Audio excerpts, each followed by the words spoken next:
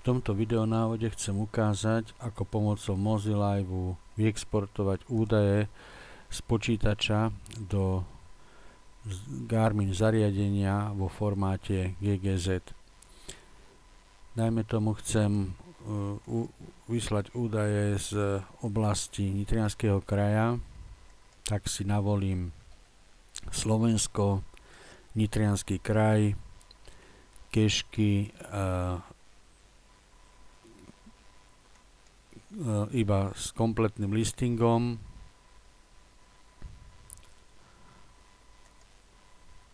Vidím, že takých kešiek je 369. K týmto keškám chcem teraz ešte doplniť aj údaje o Monzi a to môžem urobiť najlepšie cez mapku. Napríklad okolia Nitry nejakým polomerom dám stiahnuť všetky Monzy, označím, pošlem na hlavnú stránku. Teraz už mám spoločne aj Monzy, aj kešky na hlavnej stránke. Dám ich exportovať. Exportná obrazovka má tu niekoľko volieb pre export vo formáte GGZ. Slúži táto posledná. Použijem teda export GPX.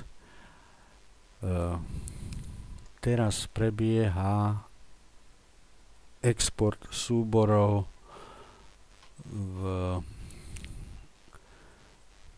vo formáte GPX, ktoré však obsahujú iba hlavné koordináty, tak ako to vyžaduje práve formát GGZ.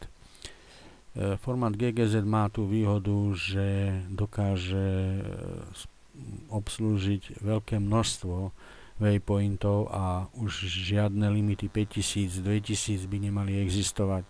Takže majitelia Montery alebo Montany môžu teraz mať vo svojom prístroji celé Slovensko, možno celé Československo alebo Európu, neviem. Takže vidím, že v pracovnom adresári teraz sú dva súbory. Tento starý súbor môžem zmazať. Nový súbor premenujem a viem, že ide Nitriansky kraj. Monzy. Takže mám Nitriansky kraj a Monzy. Teraz tento súbor v tomto adresáre by mohlo byť aj niekoľko GPX súborov a program by ich spojil vždycky do jedného. Ja využijem teraz len tento jeden pre demonstračné účely a v podstate tento jeden súbor sa zazipoval a vznikol súbor tento GGZ a druhý súbor, ktorý obsahuje len zase ADDVP, to je body, ako sú parkingy alebo stage u Multin. Ešte nechcem zabudnúť na export pre JPG obrázkov. Teraz sa do Garmina odosielali všetky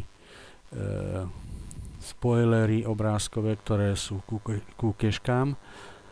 Ešte by som chcel tu upozorniť na to, že táto voľba pre GGZ podporuje dva typy prístrojov. Jeden je, ktorý je pripojený, oba sú pripojené cez USB, ale rozhranie sa volá Mass Storage pre klasické Garminy a pre Androidy s názvom MTP.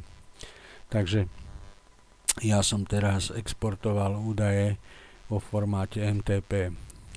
Mám prichystané všetko na to, aby som mohol Garmin používať na hľadanie kešiek a Monzy, ale ešte by som chcel tieto údaje použiť aj v navigačnom zariadení, v navigačnom programe Sigic. preto si ukážem ešte ako postupovať pri exporte do Sygicu. Takže daný zoznam cachiek a waypointov a tak ďalej, tu by mohli byť aj iné waypointy, si exportujem cez túto obrazovku veľmi jednoducho tým, že použijem toto tlačítko a dáta pre Sygic boli vyexportované.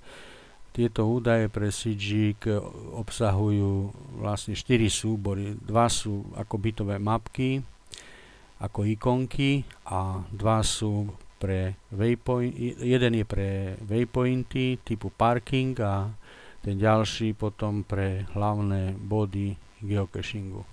Tak to je asi všetko, čo som v tomto videonávode chcel ukázať. Ďakujem za pozornosť.